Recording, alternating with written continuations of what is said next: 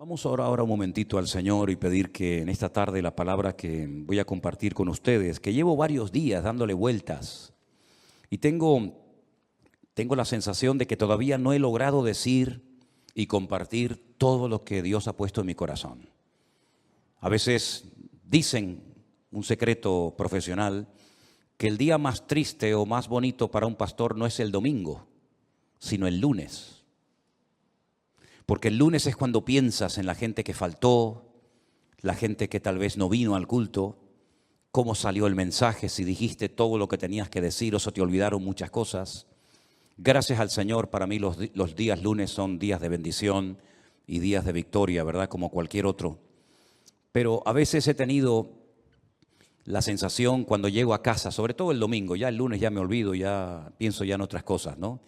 Que no dije todo lo que tenía que decir, ni fui capaz de compartir todo lo que yo a nivel personal, en mi estudio de la palabra cada día, saqué de esta porción o de cualquier otra, ¿no? Pero vamos a orar juntos, si les parece, hermanos, para pedirle al Señor que en esta tarde, este hermoso salmo del cual voy a estar hablando, toque nuestros corazones y podamos aprender todo lo que tenemos que aprender en el día de hoy. ¿Les parece, hermanos? Vamos a orar. Señor, muchas gracias, Padre, porque cada vez que abrimos tu palabra, nuestro corazón se llena de gozo y de expectativa por lo que tú nos enseñarás, por lo que tú nos hablarás a través de ella. Te pido, Señor, que el estudio, la exposición de este hermoso salmo sea de bendición para todos los que vamos a oírlo y podamos aprender e interiorizar todo lo aprendido en el día de hoy. Ayúdanos, Señor, a estar atentos, tanto a la hora de compartir como a la hora de recibir, que tu nombre sea glorificado y que en esta tarde salgamos de aquí renovados y fortalecidos en la fe, en el nombre de Jesús. Amén y amén. Me gustaría primeramente ponerles en la pantalla, en las pantallas de la iglesia, un gráfico donde hemos hecho un pequeño resumen de los 150 salmos que tenemos hoy por hoy en nuestras Biblias. Realmente el libro de los salmos no es un libro, son 5 libros. Y esos 5 libros se llaman en su idioma original Teilín. Y yo ya he dicho muchas veces que todo lo que termina en in es masculino plural. Teilín significa alabanzas. Teilá es alabanza, Teilín es alabanzas. Este es el libro de alabanzas, el himnario, el libro de canciones del pueblo de Israel, que hasta el día de hoy se siguen cantando muchos de estos salmos. Por eso es muy hermoso leerlos a menudo y memorizarlos y enseñarlos a nuestros hijos, enseñarlos a los que nos rodean, porque traen mucha bendición a nuestra vida. Hay salmos para todos los gustos.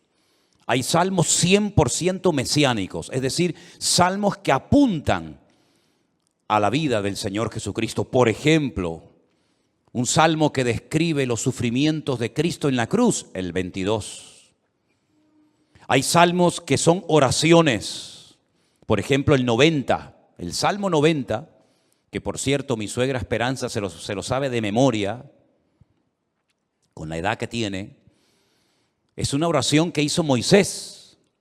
Y esa oración de Moisés la tenemos en la Biblia, ¿verdad? Señor, tú has sido nuestro refugio de generación en generación, antes que los montes nacieran y fueran formados la tierra, ¿verdad? Ese es el Salmo 90. Tenemos el más extenso, el capítulo más extenso de la Biblia, el 119, el que todos ustedes se saben de memoria, ¿verdad? El más pequeñito, el 117, que es la letra de una antigua canción que cuando yo me convertí se cantaba mucho esa alabanza, pero ya como que se ha olvidado. Alabad al Señor, naciones todas, pueblos todos, alabadle, bendecid su nombre, ¿verdad? Tenemos el famoso Salmo 133, Inema tobu manaín shebedajin gam yahad. Mirad cuán bueno y cuán delicioso es habitar los hermanos juntos en armonía. Tenemos salmos proféticos, salmos que son quejidos, lamentos, ¿verdad?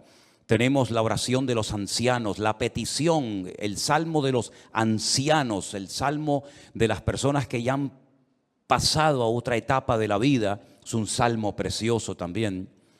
Pero todos esos salmos se fueron recopilando a lo largo de la historia en diferentes periodos. Y ahí les he puesto un gráfico en las pantallas de la iglesia para que ustedes vean el proceso que experimentaron los salmos hasta poder recopilar los 150 y tenerlos en nuestras Biblias. Por ejemplo, los primeros 41 salmos, del 1 al 41, se recopilaron. No significa que se escribieron, pero que se recopilaron en la época del rey David.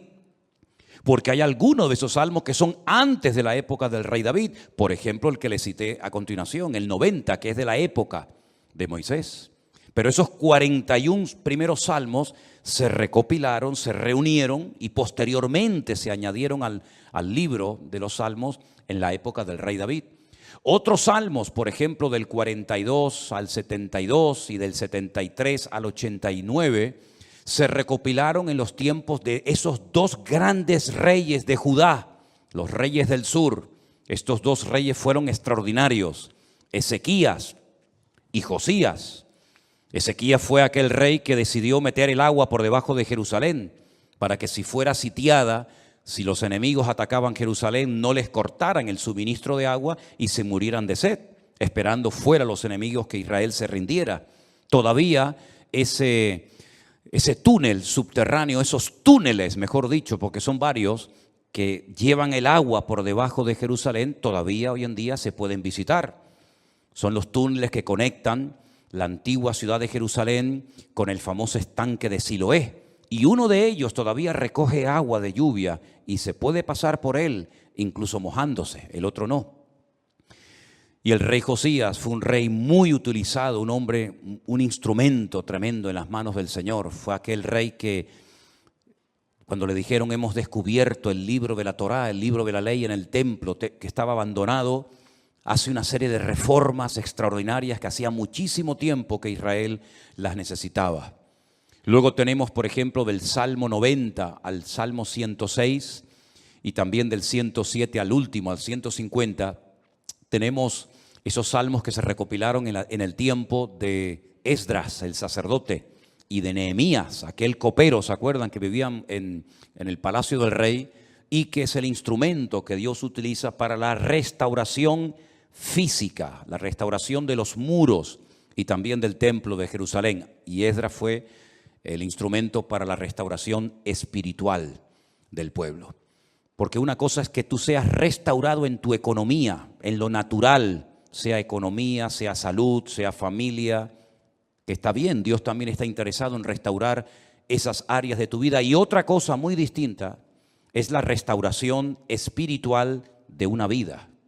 Tú puedes ser restaurado, digamos, en tu economía, pero no significa de que hayas sido restaurado en lo espiritual. Y si quieren ver un ejemplo claro de lo que estoy diciendo, vayan, por ejemplo, al famoso libro de Ezequiel, en el capítulo 37, cuando el Señor le dice a Ezequiel, ven que te voy a enseñar algo, y lo lleva al cementerio más antiguo del mundo, que está al este de Jerusalén, en el Monte de los Olivos, cementerio que tiene más de 3000 años, que se puede visitar hoy en día, que se conoce, bueno, el nombre que le dan los judíos hoy en día es el Bet Hayim, que es la casa de los vivos, pero realmente era el valle de los huesos secos, porque es un valle lleno de huesos, un valle lleno de muertos. Y el Señor, estando él en Babilonia, le muestra ese valle, ese cementerio, y le dicen, ¿tú crees que estos huesos vivirán? ¿Tú crees que volverán a la vida estos huesos secos en gran manera, que en algunos casos hay años y años que están ahí enterrados? Y el profeta Ezequiel le dice al Señor, yo no sé, Señor, lo que va a pasar con estos huesos, con estos muertos. Y el Señor le dice, predícales, profetízales a los huesos. Y dice que mientras les predicaba, comenzaron a levantarse esos huesos y se formaron cuerpos humanos, seres humanos, con piel, con tendones, con miembros, con cuerpos. Pero dice que eran como muertos vivientes, les faltaba el espíritu. No se movían, estaban ahí quietos como zombies. Y el Señor les dice, les falta el espíritu, profetiza, habla para que el espíritu entre en ellos. Y al final del capítulo 37, el Señor le explica al profeta Ezequiel lo que significa esa visión y le dice, esta es la casa de Israel. Estos son los hijos de Israel, que van a experimentar un resurgir como pueblo, como nación, una restauración nacional, que en los tiempos de Ezequiel, era impensable, pero que nosotros sabemos que se ha producido en el siglo XX, en mayo de 1948, los huesos secos, esparcidos por todas las naciones de la tierra, se levantaron en un solo día como pueblo, y ahí están, con su himno, con su bandera, con su tierra, con su capital. Pero la restauración espiritual aún no se ha producido.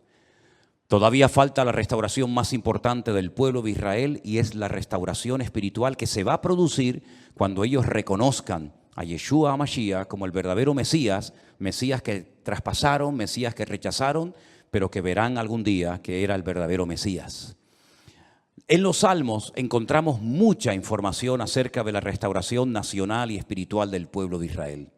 Encontramos que dicha restauración se llevaría a cabo a través de la obra de Cristo, del Hijo de Dios humanado y encarnado, que habitaría entre los seres humanos como un ser humano más.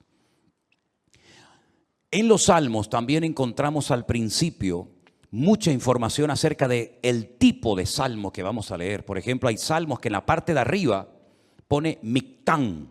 ¿Lo habéis visto alguna vez? Mictán. Y uno dice, ¿y eso qué significa? Mictán es una enseñanza profunda.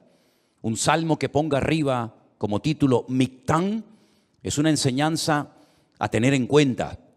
Es una sabiduría expuesta por escrito para que el que la lea, el que la reciba, el que la cante, sepa que está cantando verdades muy profundas que nacen del corazón de Dios. Hay salmos que, por ejemplo, pone Salmo de Segilot, y significa que es un salmo que se tenía que tocar con instrumentos de cuerda, porque no todos los salmos se tocaban con instrumentos de cuerda, había otros que eran de percusión y otros de viento. Hay salmos que pone, por ejemplo, Shir LaMa'alot, salmo cántico de las subidas, que eran los salmos que cantaban los peregrinos cuando subían a Jerusalén 3 veces al año a celebrar la fiesta de la Pascua, la fiesta de los tabernáculos, que era la última, y en medio la fiesta de Pentecostés o la fiesta de Shavuot, las semanas. Y también algunos creen que había escalones en el templo de Jerusalén donde se ponía el coro, y esos salmos de las subidas desde allí los cantaban. Pero en este salmo, si ustedes lo pudieran ver en hebreo, al principio pone mitzmor, y la palabra mitzmor significa que es un salmo que hay que cantarlo.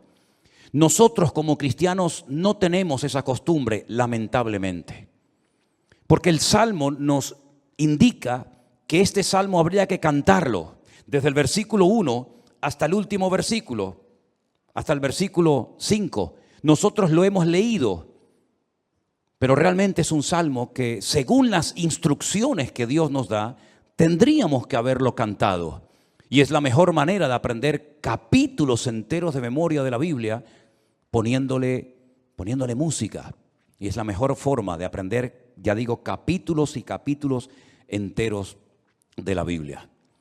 Ahora, el Salmo 127, que es el que se leía en esta tarde, si ustedes buscan su Biblia, empieza diciendo que si el Señor, el Eterno, Jehová, como dice la versión Reina Valera, no edifica la casa, en vano trabajan los que la edifican.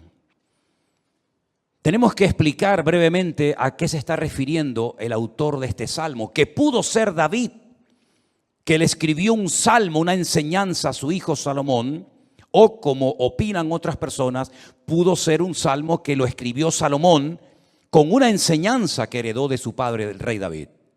Sea como sea, la declaración que hace el versículo 1 es muy interesante. Si Dios, el Eterno, nuestro Creador, no edifica la casa, en vano trabajan los que la están edificando. El sueño de David, que nunca lo vio cumplido, era construir un templo para su Dios. Dios nunca le dijo a David que lo hiciera, pero nació en el corazón de David el anhelo, el deseo de tener una casa, un templo, sobre todo para que el arca de la alianza, que tenemos ahí en la entrada de la iglesia como una réplica, para que ustedes pudieran ver el tamaño original que tenía el Arca de la Alianza en aquellos tiempos, en vez de estar debajo de una lona, debajo de una tienda de campaña, pudiera estar en un templo bonito, grande, bien decorado, espacioso, etcétera, etcétera. Ese era el sueño de David, pero nunca lo vio cumplido, porque el profeta Natán le dijo que él no tenía el aval, el respaldo de Dios, el permiso del Señor para construir dicho templo. Ese templo solamente podía ser levantado en un lugar, no podía ser levantado en cualquier parte, sino encima de lo alto de un monte llamado el monte Moriah. Es una palabra compuesta, el lugar donde Dios me enseña. Moriah viene de maestro, Moré, Morá, Morim, Morot, y Yad es el diminutivo del nombre de Dios, el monte donde Dios es mi maestro, el monte donde Dios me enseña y me instruye, ¿verdad?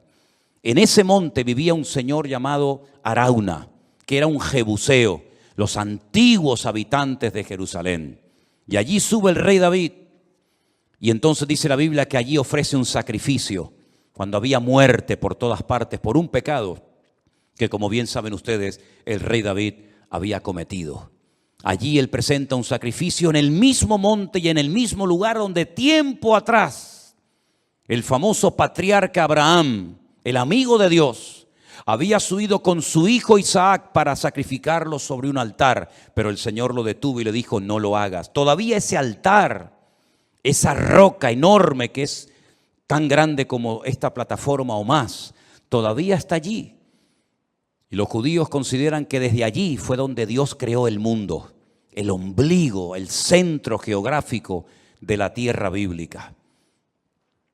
Pues en ese lugar Salomón, su hijo, iba a construir el primer templo de la historia para Dios.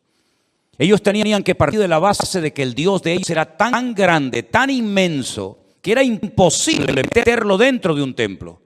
Es totalmente imposible meter a Dios, limitar a Dios dentro de un cubículo, dentro de un edificio, porque ya el Señor le había dicho a David que el cielo es su trono y la tierra es el estrado de sus pies. ¿Qué templo me van a hacer ustedes para mí?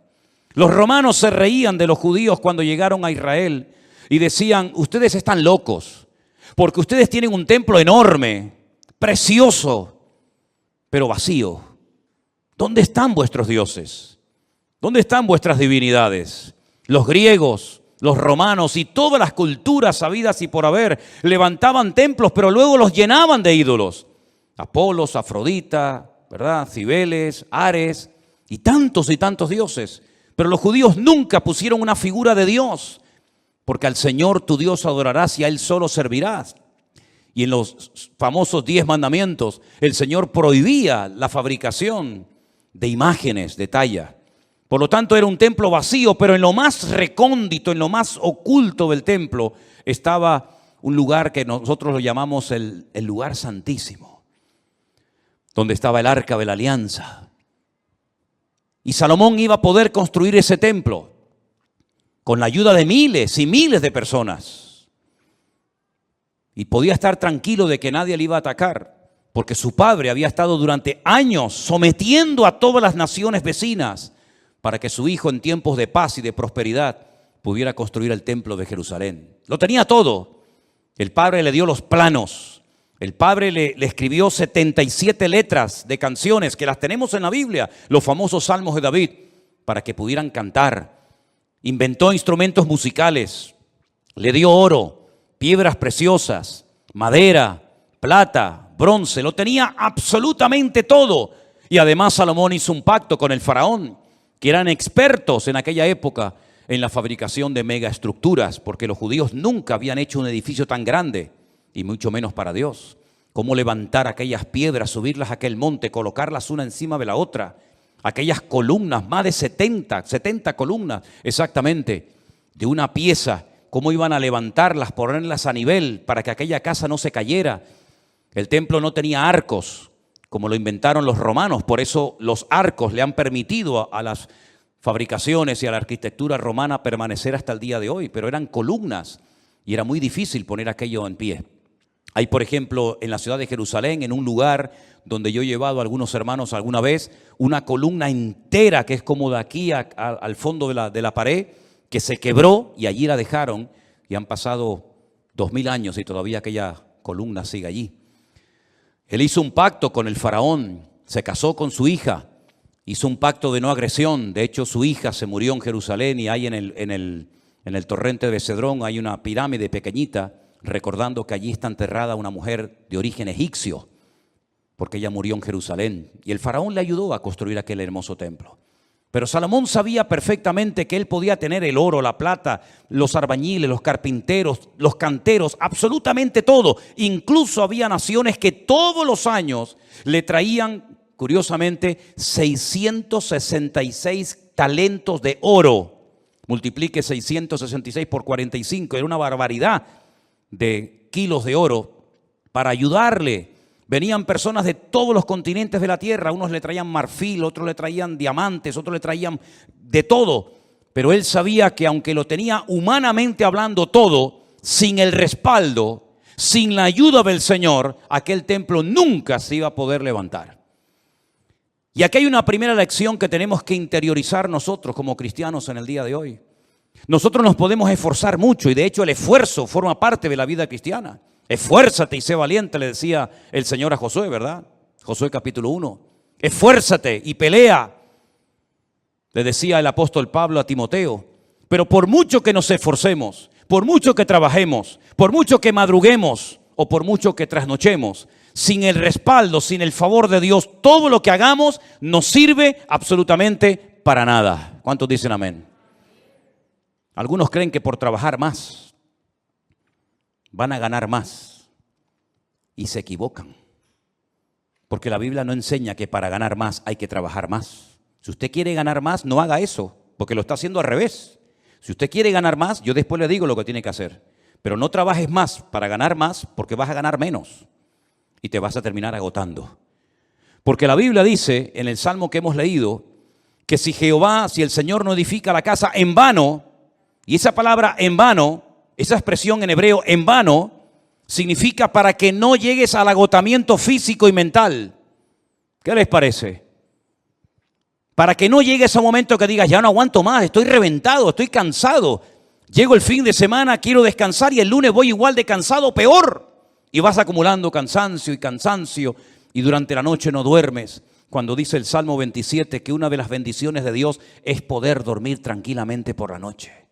Dice que a sus amados el Señor les dará el sueño. Y hay muchas personas que darían cualquier cosa con tal de poder dormir en paz, como nosotros, los hijos de Dios, que hemos aprendido a depender y a descansar en el Señor, podemos dormir en paz. ¿Cuántos dicen amén? No sé por qué nos han hecho últimamente a Elena y a mí una pregunta, me la hacen de vez en cuando, por internet, por WhatsApp, por correos, incluso hasta en persona. ¿Ustedes están durmiendo bien? Y preguntamos, ¿y por qué nos hacen esa pregunta? Si no, pues con todo lo que tienen, todo el jaleo de atender gente de aquí y llamar, ¿ustedes duermen bien? Y la respuesta de Elena siempre es la misma, dormimos perfectamente. Porque nosotros hemos aprendido a descansar y a depender únicamente del Señor. No entramos en estrés, ni en nervios, ni en agobio. No perdemos la paz absolutamente por nada. ¿Por qué? Porque la obra no depende de nosotros. La obra depende del dueño, de la cabeza. Y el dueño y la cabeza es nuestro Señor Jesucristo. Me da mucha pena, mucha lástima cuando veo a cristianos agobiados, cargados, estresados, con la tensión disparada. Perdonen si alguien se siente aludido. Yo es que no le he tomado la atención nunca a ninguno de ustedes. Por eso hablo desde la libertad, porque claro, va a decir, ¿este hombre cómo sabe que tengo ya tensión alta? No, yo no sé nada, pero el Señor lo sabe todo. Pastillas para poder dormir, claro, después pastillas para despertarte. Agobiado, estresado, que no llego a fin de mes, que no pago el colegio de los niños, que los libros, que esto, que lo otro. Y yo he cumplido recientemente 60 años. No me da ninguna vergüenza decirlo, al contrario, estamos orgullosísimos de los 60 años que tenemos. Y de esos 60 años, que parecen mucho, pero a la hora de la verdad no son tantos, de esos 60 años, 40 los he dedicado a servir única y exclusivamente al Señor. Es decir, no me he dedicado en otra cosa los últimos 40 años de mi vida más que a servir al Señor. Con iglesias pequeñas, con iglesias grandes, con escasez, con abundancia, con mucha gente, con poca gente o con ninguna gente. Y en estos últimos 40 años, si algo hemos aprendido, sobre todo en este último año, es que Dios es galardonador de los que le buscan. Y cuando más difícil estaba todo, y cuando humanamente hablando era imposible que esto siguiera adelante, el Señor sin manos nos dio una cachetada de amor, mostrándonos y enseñándonos que Él es el que edifica su casa y su obra, y no nosotros. A mí me llama mucho la atención que este verbo edificar es exactamente el mismo que emplea el Señor Jesucristo cuando hace referencia a lo que Él iba a hacer. Edificaré mi iglesia. Su padre en Génesis capítulo 1 nunca empleó el verbo baná o boné, que es construir, sino el verbo bará, que se parece, pero no tiene nada que ver una cosa con otra. Bará es un verbo que solamente aparece en la obra creadora de Dios. Cuando dice la Biblia que en el principio creó, ese verbo creó es bará y significa crear de la nada. Este púlpito está hecho de un material llamado metacrilato. Lo mandamos a hacer hace 20 años. El que lo hizo, porque este no se ha perdido ningún culto desde que estamos aquí, Este ha estado todos los cultos, todas las reuniones de jóvenes, todos los cultos de jueves, todos los cultos de domingo. Este que está aquí, o esto que está aquí, ha estado siempre aquí. Pero el que lo hizo, no lo creó, lo hizo utilizando una materia prima, metacrilato. Y el púlpito que tenemos en la iglesia del Puerto de la Cruz es de madera. Y alguien lo hizo, no lo creó, utilizando la materia prima de la madera.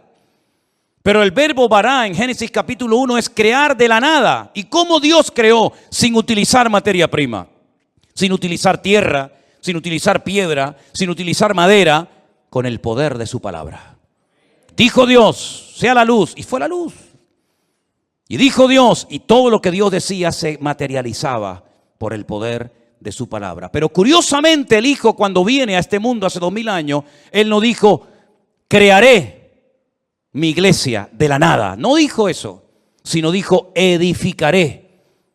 Y si juntamos, y tenéis memoria para recordar esto, el Salmo 127 dice Salomón, si Dios no edifica esta casa, en vano estamos trabajando nosotros aquí.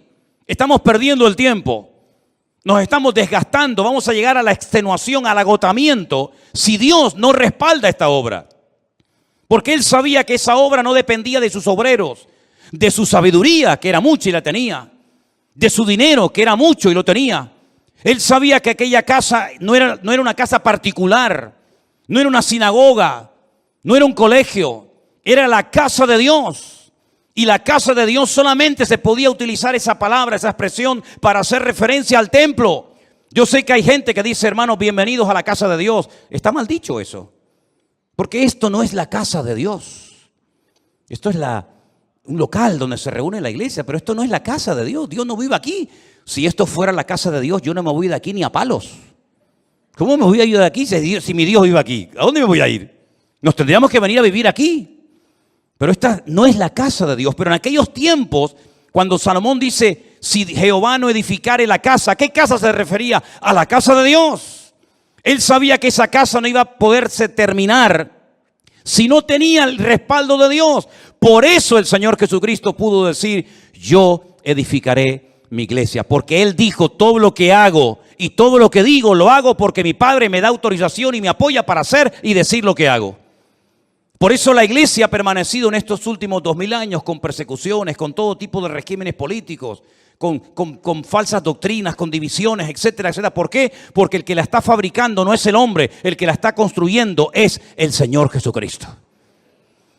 Y nosotros somos piedras vivas en ese edificio, pero la piedra angular, la que soporta todo el peso, es nuestro Señor Jesucristo.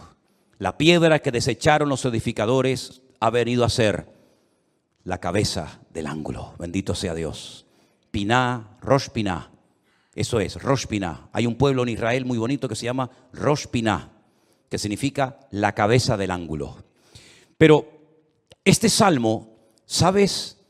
Te da una calma, te da una paz impresionante, porque no tienes que estar dependiendo de tu esfuerzo personal. sino del respaldo de Dios. Y yo le hacía esta mañana a los hermanos del Puerto de la Cruz 2 preguntas que se las voy a hacer ahora a ustedes. ¿Dios está respaldando lo que estás haciendo? Piensa bien, ¿eh? Todos no vamos a ser pastores, todos no van a ser predicadores, evidentemente. Pero todos y cada uno de ustedes, de nosotros, nos dedicaremos en la vida a algo. Pero mi pregunta es, ¿a eso a lo que hoy por hoy te estás dedicando, tú notas en tu vida el favor de Dios, el respaldo de Dios? Si la respuesta es sí, yo siento que en mi profesión, en mi carrera, en mis estudios, en mi trabajo, yo siento y noto que el respaldo, que la bendición de Dios está conmigo. Gloria a Dios, no sabes cuánto me alegro, hermano. Pero si la respuesta es no, entonces ¿por qué lo estás haciendo? Si sabes que Dios no te ha mandado a hacer lo que estás haciendo, ¿cómo te atreves a hacerlo? Porque la segunda pregunta que les iba a hacer es, ¿por qué estás haciendo lo que estás haciendo? ¿Para ganar un sueldo? Es decir, ¿tú sabes que no estás haciendo lo que Dios quiere? Esa no es la voluntad perfecta de Dios para tu vida, pero igualmente lo haces porque a final de mes un señor te pone un sobre con un dinero para poder cubrir tus necesidades. Así es como tú te has montado tu vida cristiana. ¿Te ves haciendo lo que estás haciendo tus próximos 10 años, 20 años de tu vida? ¿Ese es el futuro de tu vida? ¿Dedicarte a lo que estás haciendo? Si es la voluntad de Dios, gloria a Dios, siga adelante. Pero como la vida es tan corta y cuando te des cuenta pasó, ¿cómo hay creyentes que se han dedicado toda la vida a hacer lo que saben que no era la voluntad de Dios perfecta para ellos, pero al fin y al cabo lo hacían para al final de mes recibir un sobrecito con un hueso que te daba un señor que le sobraba de todo, que a veces no te pagaba lo que tú merecías por haber trabajado tanto, pero dependías de él hasta para poder poner un poco de gasolina a tu coche o comprar una compra, hacer una compra en un supermercado? Para eso murió el Hijo de Dios en una cruz, para que viviéramos como la gente del mundo sin marcar una diferencia y sin demostrarle al mundo que Dios nos enseñó a nosotros en su palabra un estilo de vida diferente. Yo te voy a confesar algo que probablemente es la primera vez en mi vida que voy a decir en público. Yo no sé si en algún momento, en alguna iglesia, en alguna predicación, desde los 19 años que estoy sirviendo al Señor, yo he dicho alguna vez esto que voy a decir ahora. Esto sería como dicen en televisión, esto es una primicia. ¿Tú sabes cuál era la preocupación, la gran pregunta que yo tenía en el tercer año de escuela bíblica, de seminario, cuando yo estaba a punto de salir? ¿Sabes cuál era mi pregunta? ¿De qué voy a vivir? Porque yo no quería volver a la casa de mis padres. Porque yo le había dicho a mi padre que el Señor me había llamado. Y cuando él me preguntaba, ¿de qué vas a vivir? No había iglesias por ninguna parte. Hoy en día hay iglesias por todas partes. Pero en aquellos años, hace 40 años, no había iglesias prácticamente por ninguna parte. Eran contadas con los dedos de una mano las iglesias que, por ejemplo, había en Tenerife. Muchas de las iglesias que ustedes conocen o han visitado, o a lo mejor han estado, no existían. Las iglesias eran de 10, 15 personas, había muy poca gente, un culto de jóvenes con 5, 6 jóvenes, era un avivamiento. No había prácticamente nada y la pregunta que yo tenía en aquellos años era, ¿de qué voy a vivir? Porque no quiero volver otra vez a vivir en la casa de mis padres, porque sería entonces darle la razón al viejo de que me equivoqué y al fin y al cabo tengo que volver a vivir con ellos hasta para poder comprarme un par de zapatos. Pero casi la última semana de estudiar en aquella escuela bíblica en Las Palmas, en un piso allí cerca de las playas de las canteras, llegó un misionero, como eso ya les he contado en otras ocasiones, y me pidió que viniera aquí a Tenerife a echarle una mano en la obra. Y desde ese día, el 31 de mayo me gradué, mayo tiene, desde el 1 de junio de 1981, ¿qué día es hoy? ¿Cuál? 31 de octubre, fíjate. Desde el 1 de junio de 1981 hasta el 31 de octubre del 2021, yo no he hecho otra cosa en mi vida más que servir al Señor. Me pude casar, pudimos viajar, hemos fundado iglesias en algunos lugares y estamos disfrutando de la obra del Señor como nunca jamás en la vida habíamos soñado. Sabemos lo que es estar sentado en una cama con una libreta, con una calculadora, sacando los gastos del mes y diciendo, no llegamos, no llegamos, no llegamos. Pero también sabemos lo que es, el Señor es mi pastor y nada me faltará. Hemos aprendido a vivir en escasez como no te imaginas. Y hemos aprendido a vivir en abundancia, hemos aprendido a dormir en cualquier lugar, porque el Señor nos ha mostrado de que cuando una persona es capaz de hacer un mínimo gesto por el Señor respalda y bendice la vida de esa persona. Y tengo un temor tremendo en mi corazón por toda la manera como el Señor nos está bendiciendo y abriendo puertas en todas partes.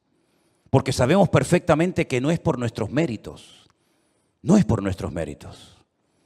Quiero decirles que cuando muchos de ustedes vinieron a esta iglesia, nosotros ya hacía años que estábamos aquí. Hacía años que estábamos en este lugar. Y el Señor ha ido edificando poco a poco su obra. Y hoy en día podemos hablar para la gloria del Señor de miles y miles de personas que en todas partes del mundo, muchos de ellos han conocido al Señor Jesucristo como su Señor y Salvador personal en este último tiempo. Anoche tenía una reunión por Zoom con todos los hombres de la iglesia virtual del grupo número 2, gente con más de 80 años. Dándole gracias al Señor porque en la recta final de su vida, como ellos mismos decían, han conocido el Evangelio del Señor Jesucristo y tienen un hambre por conocer más y más de la palabra que a mí realmente me deja sorprendido todo lo que el Señor está haciendo. Yo quiero decirles a todos y a cada uno de ustedes que yo también tuve tu edad y estuvimos dispuestos cuando éramos jóvenes, recién casados con 21 años, a pagar un precio. Y nos llamaron locos. Los pastores nos reunían de vez en cuando y nos decían, estáis locos. ¿Cómo sois capaces de ir con una niña pequeña como era Priscila en aquellos años a un país tan lejos, sin conocer prácticamente a nadie, a vivir por fe? Pero cuando el Señor edifica su obra y cuando el Señor respalda su obra, no hay impedimento que pueda frenar la vida de un hijo y de una hija de Dios. Y yo quiero desafiarte a que tú pierdas el miedo, porque si de algo a mí me ha servido el Salmo 127 es a perder el miedo. Si Anderson, que está conectado al liderazgo y a los coordinadores de la iglesia virtual número 1, les hablara acerca de lo que cuesta, del presupuesto enorme que cuesta el hacer todas las actividades, nos quedaríamos con la boca abierta.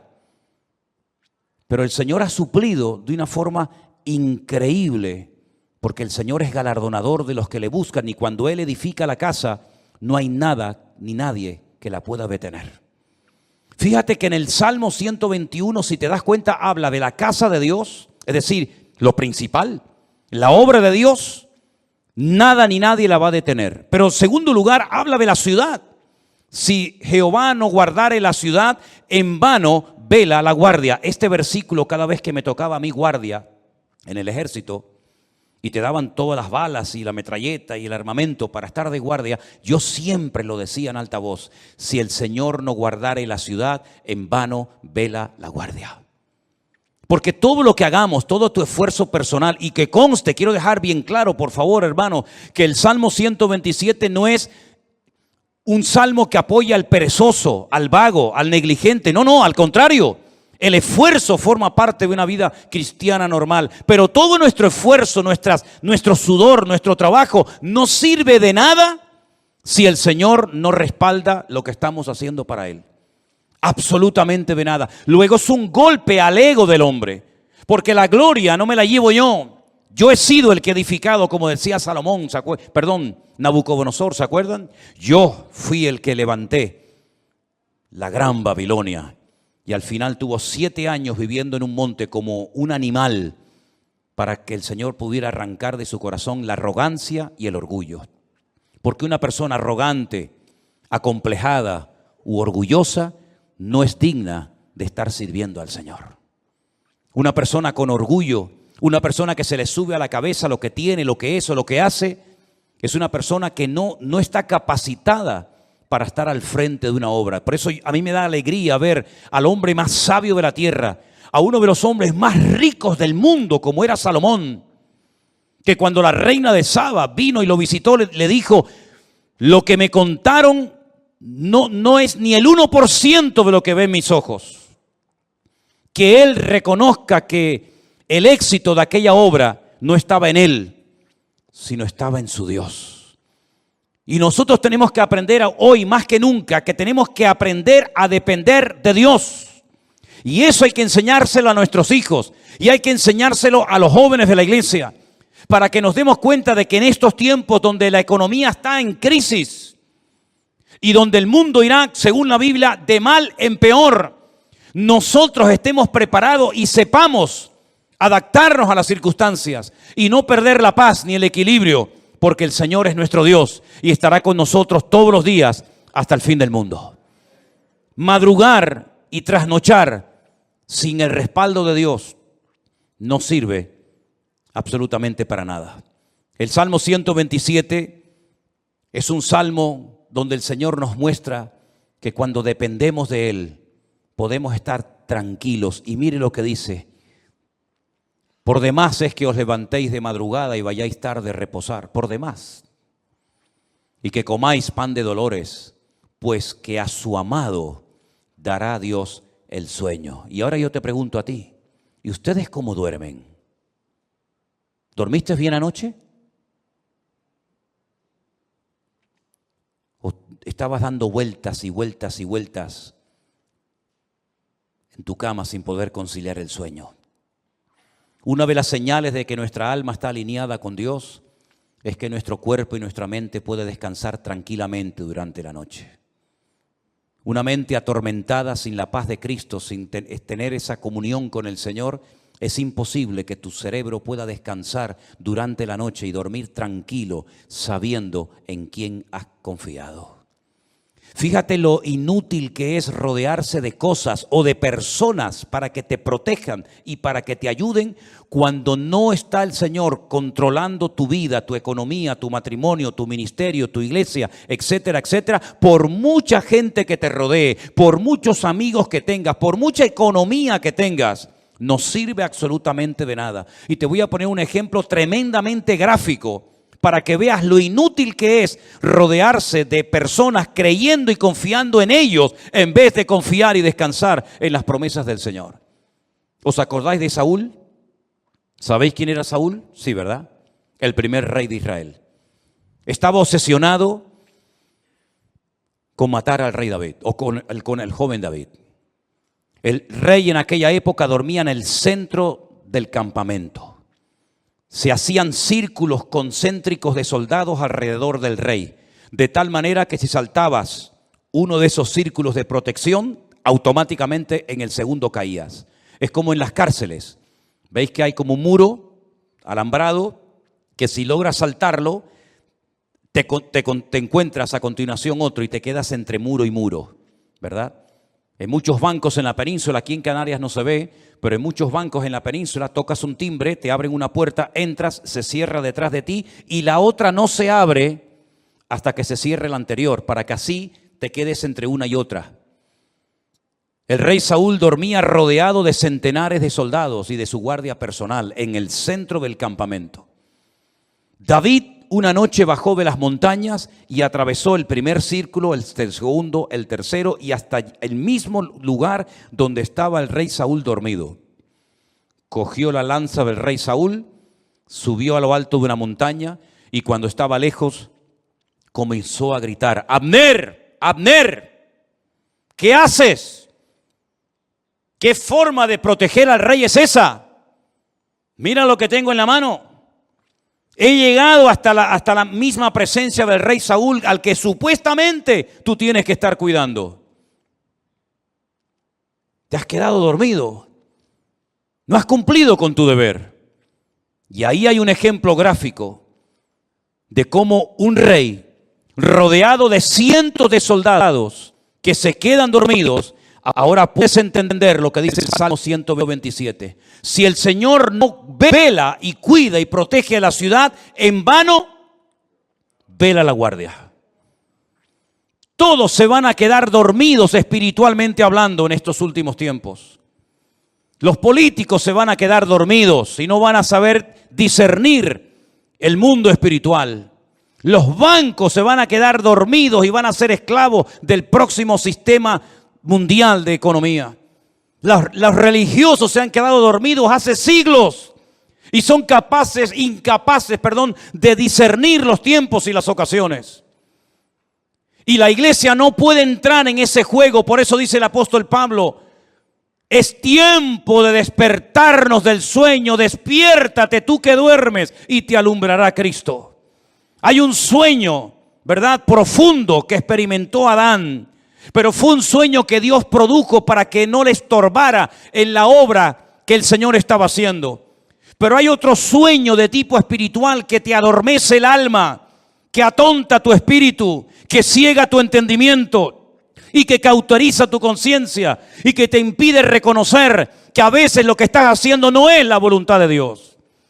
Es un juguete, un entretenimiento del sistema faraónico del mundo que te da todo a cambio de nada. Y al final de tu vida no has hecho nada y te has creído que Dios estaba respaldando tu obra, tu ministerio, tu imperio, tu reino, pero has tirado por la borda tu vida y te has bajado a lo profundo del barco mientras había una tormenta arriba. Tú te has quedado dormido y en vez de actuar marcando una diferencia, dejaste que el mundo te marcara y te manipulara a ti. Por eso, mis queridos hermanos, el Salmo 127 es de sacudir nuestras conciencias y despertarnos ante la realidad. ¿Qué estoy haciendo con mi vida? ¿Qué estoy haciendo con mis recursos? ¿Qué estoy haciendo con mi tiempo? ¿Qué estoy haciendo con mi juventud? ¿Qué estoy haciendo con los dones y talentos que Dios me dio? ¿Qué estoy haciendo en definitiva? Porque si lo que estoy haciendo no tiene el respaldo de Dios, ¿para qué lo sigues haciendo? ¿Es que acaso el Señor no dice en su palabra: el justo por la fe vivirá? ¿O es que eso solamente eran unas palabras bonitas que Martín Lutero en esta época del año, hace muchos siglos atrás, sacudió su conciencia, le hizo reconocer y recapacitar que el sistema religioso en el que estaba envuelto estaba envenenado y corrompido? Son unas palabras bonitas de un profeta del Antiguo Testamento que sí quedaron muy bien, pero que hoy en día no tienen ningún efecto. Eso funciona, es realmente así, eso es real. ¿Funcionan las promesas de Dios? Te pregunto, hermano. ¿Funcionan sí o no las promesas de Dios en tu vida? ¿Te fías de Dios? ¿Crees que Él te puede sanar, que te puede prosperar, que te puede bendecir?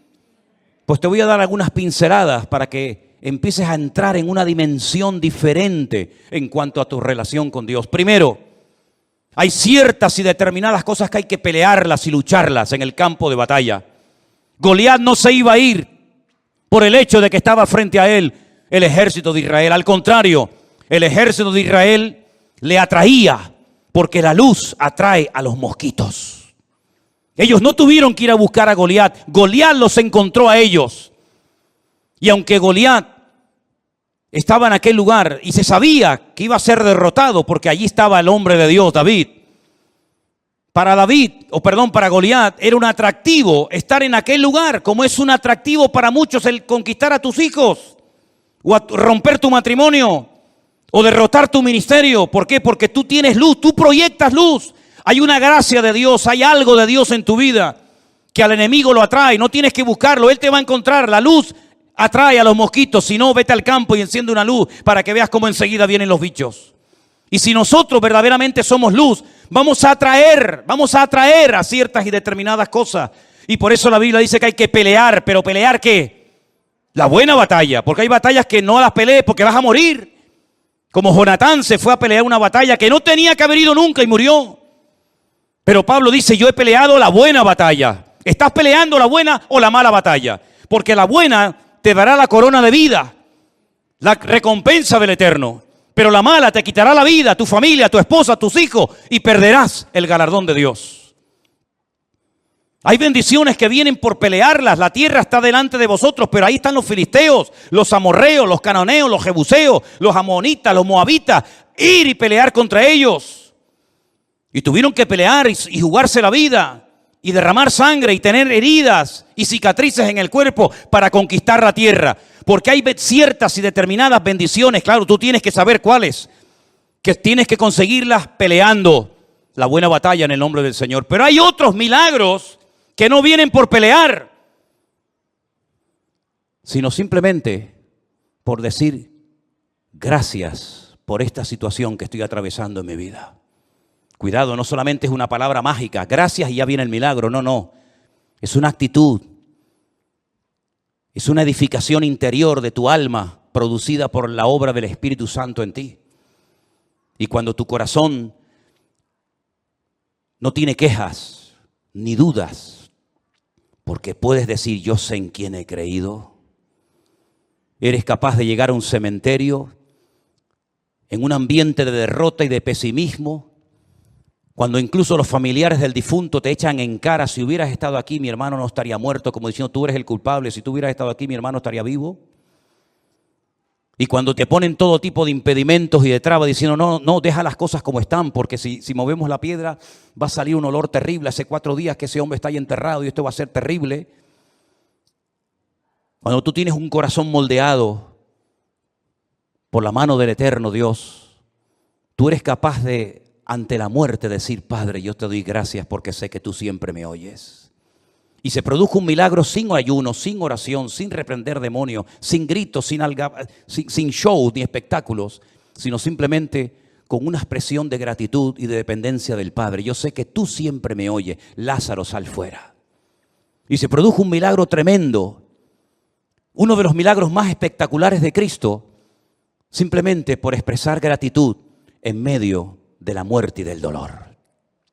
Y el segundo gran milagro de Cristo, un milagro que consistió en multiplicar cosas. En este caso no fue transformar elementos como agua o vino, sino crear cosas, multiplicar panes y peces de una forma incontable, en pleno desierto, donde no había recursos materiales para poder cubrir la necesidad de tantas miles y miles de personas. Cuando sus propios discípulos, y tendrás esta experiencia en tu vida, te lo aseguro, hermanos que te llegarán y te van a decir, pero con ese sueldo, ¿a dónde vas? Y con ese cochecito, ¿qué haces? Y con esa motito, ¿qué haces? Y tus propios hermanos te tratarán de limitarte lo que tienes, como diciendo, pero lo que tienes no vale para nada. Cuando incluso uno se le acercó al Señor y le dijo, ni 300 denarios que tuviéramos, que no los tenemos, por cierto, pero si los tuviéramos, tampoco servirían para dar de comer a estas multitudes. El Señor toma lo poco y le enseña a los discípulos que en el peor momento de sus vidas, cuando acaban de recibir la orden, el desafío de darles vosotros de comer, aprendan a atender a la gente. Pero si no tenemos ni para nosotros. Sí, pero es que hay un principio. Cuando te descentralizas de ti mismo y te centras en Dios y en los demás, el aceite nunca faltará. Nunca faltará. Así que dadles vosotros de comer y yo os voy a enseñar cómo se les da a la gente hambrienta de comer. ¿Qué hay por ahí? Unos cuantos panes y peces, los cogió, los bendijo y dio gracias. Y dando gracias, comenzó a partirlo y le dijo, comenzar a repartir, comenzar a repartir, comenzar a repartir, y hasta llegaron a sobrar cestas enormes llenas de pedazos de la comida que el Señor había multiplicado. Hay milagros que vienen por pelear, hay bendiciones que vienen por pelear y jugarte la vida y hasta la extenuación si hace falta. Pero hay otros milagros que vienen cuando te relajas y dices, ya no puedo más. Pero te voy a dar gracias por mi hijo, por mi enfermedad, por mi escasez. Te voy a comenzar a dar gracias y voy a comenzar a gozarme en lo que no entiendo. Y voy a transmitir ánimo, aliento y gratitud a mi familia y a mi gente que me rodea. Y vas a comenzar a ver milagros impresionantes en tu vida. Yo digo una cosa. ¿Qué tienes que perder? Imagínate que te funciona. Vas a estar toda la vida agradecido al Señor por haber aprendido a salir de la miseria, por haber aprendido a gozarte en la adversidad y por haber aprendido a ver la gloria de Dios en medio de las tormentas de la vida. ¿Cuántas tormentas hemos atravesado? ¿Cuántos desiertos hemos cruzado? ¿En cuántas cuevas nos habremos metido espiritualmente hablando? Pero de todas y de cada una de ellas nos ha sacado nuestro Dios. Y la situación en la que te encuentras ahora mismo, repito, la situación en la que te encuentras ahora mismo, y yo no me estoy dirigiendo a nadie, y lo quiero dejar bien claro, porque yo no necesito un micrófono para hablarte a ti, o a ti, o a ti hermanita, o a ti hermano. Yo no necesito, jamás necesito de un micrófono para sentarme y decirle a usted, ven para acá. Yo le estoy predicando a toda la iglesia, pero creo que en este momento el Señor me está utilizando para decirte esto. La situación en la que te encuentras ahora mismo en tu matrimonio, en tu economía o en cualquier otra área de tu vida, Dios la ha permitido. Porque lo que tienes que aprender no lo vas a aprender riendo ni saltando, sino llorando y sufriendo. Porque lo que se aprende llorando no se olvida nunca. Lo que se aprende en el dolor y en el sufrimiento no se olvida jamás en la vida. Por eso hay dolores que son una bendición. Y por eso el Señor ha permitido que todos y cada uno de nosotros, con sus respectivas circunstancias, hayamos llegado a un punto en nuestra vida, con la edad que tienes, con la familia que tienes, con los hijos que tienes o no tienes, para que aquí le preguntes hoy al Señor, Señor, cuento con tu favor cuando mañana vaya a la calle a buscarme la vida en mi trabajo. Si eso es lo que Dios tiene planeado para ti, adelante, hermano, sal como un león, no como una gallina. Sal como un león, contento, triunfante. Sal de tu Getsemaní con el corazón recién quebrantado y roto, pero sal de tu Getsemaní diciendo, el Señor está conmigo como poderoso gigante. Pero no se te ocurra salir de tu desierto, no se te ocurra salir de tu Getsemaní sin la bendición y el respaldo de Dios, porque entonces habrás perdido tiempo, habrás perdido recursos y no habrás conseguido absolutamente nada. Déjate de lloriquear y pórtate como un hombre. Déjate de lloriqueos absurdos y ridículos y de levantar pena y compasión. Lo que tienes que meterte es en tu huerto de Getsemaní y aprender a derramar tu alma delante del Señor. Y no se te ocurra salir de ahí hasta que le hayas dicho, no se haga mi voluntad, sino la tuya. Porque hasta ahora lo que hemos querido es que se hiciera nuestra voluntad, pero Dios el año pasado nos paró los pies a todos y nos dijo, a partir de ahora, lo que se va a hacer en mi casa y en mi iglesia es mi voluntad. Porque lo que yo quiero edificar, lo quiero edificar a mi manera, con mi estilo, con mi forma, y no con la forma y el estilo que me marcan ustedes. Vamos a dejarnos moldear, vamos a dejarnos tratar, vamos a dejarnos edificar por el Señor. Porque si el Señor nos respalda y nos apoya, seremos la gente más feliz y dichosa del mundo. Pero si el Señor en lo que hagas no te respalda, serás la persona más desdichada de esta tierra. Pregúntate a ti mismo en esta tarde, ¿por qué estoy haciendo lo que hago? ¿Por qué digo lo que digo? ¿Por qué predico lo que predico? ¿Por qué hago lo que estoy haciendo? ¿No será que a veces hemos entrado en un sistema, en una rutina, en una mecánica y no nos paramos en silencio delante del Señor a preguntarle, Señor, ¿qué quieres hacer con mi vida? Si tú te atreves a hacerle esta pregunta sinceramente al Señor, te puedes llevar muchas sorpresas agradables. Pero tienes que ser valiente, porque este mensaje no va dirigido a cobardes. Los cobardes, este mensaje les da miedo. Los cobardes se enfadan, porque el enfado es la careta del cobarde.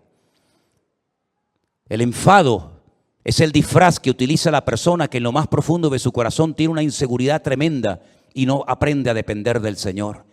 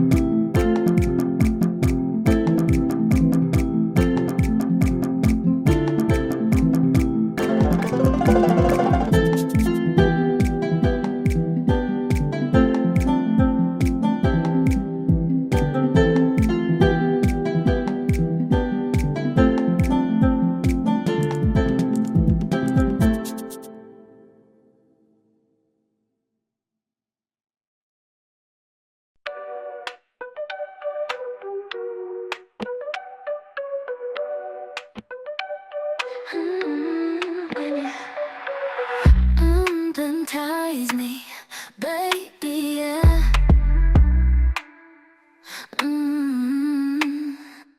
But I love the way you take control. You make my body respond in ways I've never known. I could sit here on the floor all day, begging you for more. All day, be a good man. All day, just begging you for praise. All day, I could sit here on the floor all day, begging you for more. All day, good girl. All day, just begging you for praise. All day, won't stop until you say. See, I've been feeling this way for quite some time. You seem to have control of my mind. Yeah. You got our bodies moving, intertwined. You're so fine, it's so divine. You have a way with me, I know you can see it. The way you look at me, I know you can feel it. But I love the way you take control. You make my body respond in ways I've never known. I could sit here on the floor all day, begging you for more. All day, be a good girl. All day, just begging you for praise. All day, I could sit here on the floor all day, begging you for more. All day, good girl. All day, just begging you for praise. All day, won't stop until you say. You talk to me, your voice does something to me, baby. You make me weak at my knees when you're whispering to me. You're so hypnotic, wanna get lost in your trance. Hypnotize me, baby, let's dance. Let's get lost in this romance. See, I love the way you take control. You make my body respond in ways I've never known. I could sit here on the floor all day, begging you for more. All day, be a good girl. All day, just begging you for praise. All day, I could sit here on the floor all day, begging you for more. All day, good girl. All day, just begging you for praise. All day, won't stop until you say,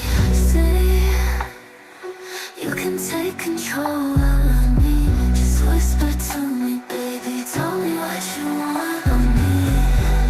I'll do anything I can to please you. Yes, please. Hypnotize me, baby. I'm just here to please you, baby. Just here to please you, please you. I can sit on the floor all day, begging you for more. All day, all day, begging you for praise. All day, I can sit on the floor all day, begging you for more. All day, all day, just begging you for praise. All day, won't stop until you say.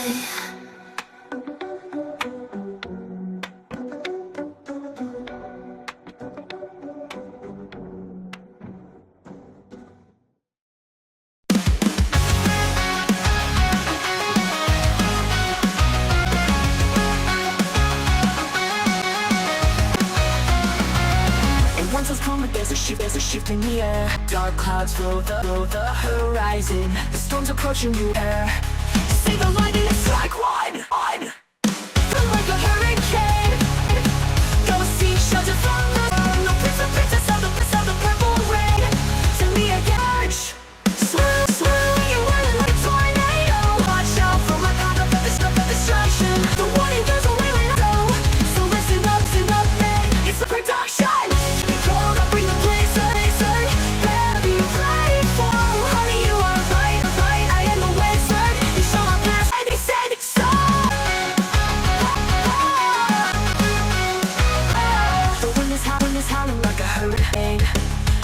From this surge, no purpose of the purple rain. Send me again, I'm on the verge. Swirling and whirling like a tornado. Watch out from this destruction. Goes away when I say so. So hey, it's my production. You wanna be cool? I'll bring a better. Be ready for the snow. Honey, I am the wizard. You shall not pass, 'cause I said so.